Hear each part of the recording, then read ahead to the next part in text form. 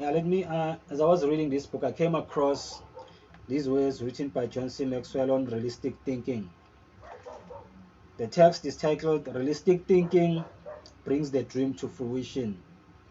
British novelist John Galsworthy wrote, "Idealism increases in direct proportion to one's distance from the problem.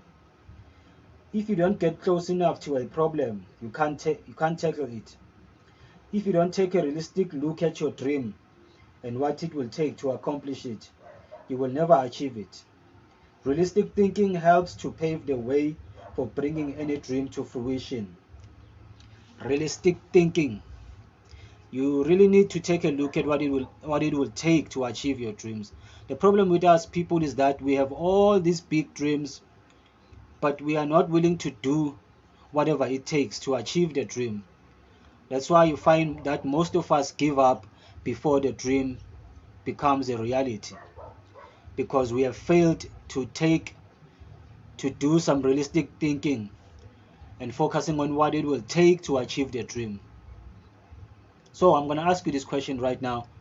What do you think it will take for you to achieve that dream you have? Let's put money aside. Stop thinking about the fact that you're broke right now, the fact that you don't have the money to start right now. Because sometimes you don't need resources. You just have to become a resourceful person. Be resourceful.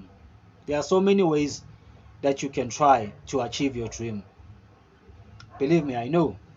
Money or no money, you can still achieve your dream. I want you to think right now and write down what it will take to achieve that dream of yours.